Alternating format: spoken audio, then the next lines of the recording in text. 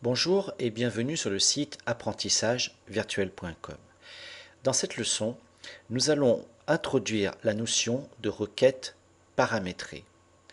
Introduire un paramètre dans une requête est un moyen de faciliter grandement le questionnement des bases de données. Prenons un exemple. Nous allons utiliser l'onglet Créer du ruban et indiquer à Access que nous souhaitons créer une nouvelle requête. Choisissons la table des albums.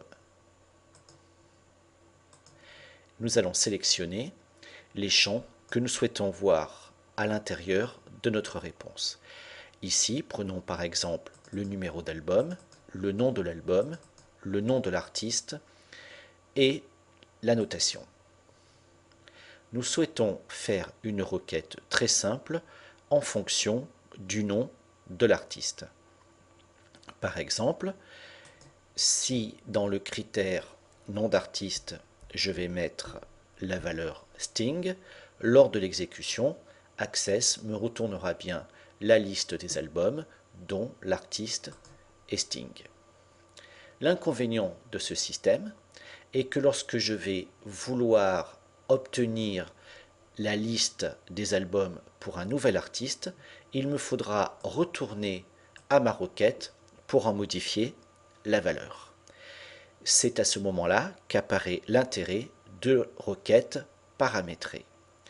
Au lieu d'indiquer le nom d'un artiste en particulier, je vais indiquer un paramètre entre crochets, en demandant par exemple au système de me proposer la saisie d'un artiste à chaque fois que je souhaiterais exécuter ma requête.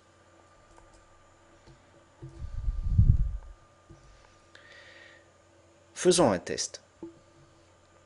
Cliquons sur le bouton Exécuter. Le système me demande bien d'entrer un artiste.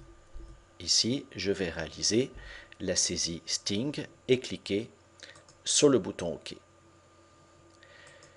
Retournons au mode Création et enregistrons cette requête. Par exemple, en cliquant sur le bouton Fermer de la fenêtre. Je vais simplement ici la nommer Essai et valider mon enregistrement. Si j'exécute un double-clic sur la requête Essai, je vois bien alors la demande de paramètres.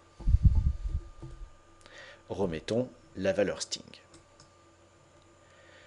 Retournons à notre éditeur de requêtes pour améliorer un petit peu cette mode d'interrogation.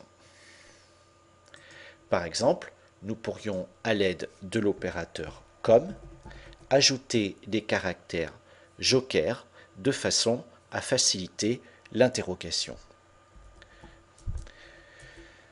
Comme étoile plus, et à la fin, je rajouterai plus étoile. À ce moment-là, le système comprendra que la valeur saisie est contenue dans l'ensemble de la chaîne et n'est pas la valeur exacte de la chaîne. Faisons un essai en cliquant sur le bouton Exécuter. Ici, je me contente simplement de mettre TIN en paramètre. Et je vois bien que, outre la valeur Sting, les autres artistes contenant TIN apparaissent dans la réponse. Cette leçon est à présent terminée. Merci de l'avoir suivie et à bientôt pour une nouvelle leçon.